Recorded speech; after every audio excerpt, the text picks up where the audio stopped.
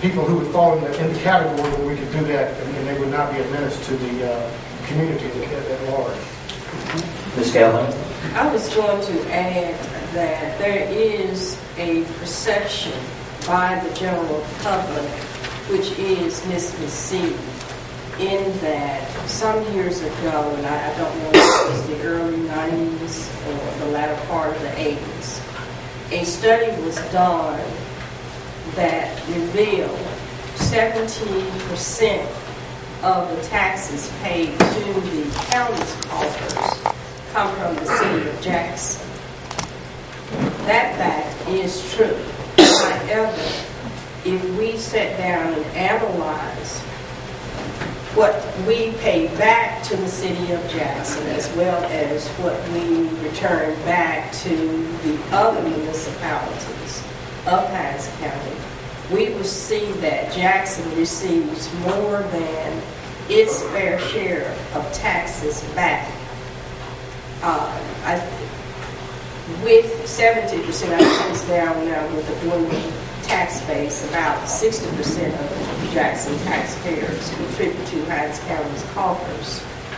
Even with that 60%, when we look at the number of individuals in our detention facility, we will see that over 90% of the inmates are from the city of Jackson.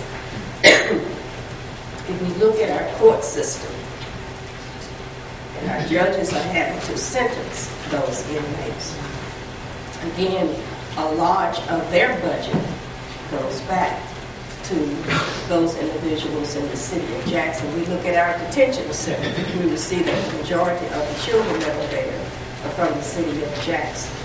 If we look at the number of taxpayers that are being served by our tax assessor's office, our tax collector's office, and all other departments of Hines County, we will see that Jackson is receiving back more than its fair share of the taxes contributed to Hines County.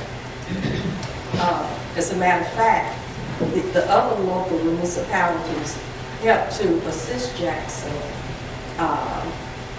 with their share of taxes, even though they're not paying, let's say, 60% of the taxes to the county's coffers, or not contributing 60% of the taxes to the county's coffers. They have less inmates, they have less individuals utilizing other services that are provided by Hines County.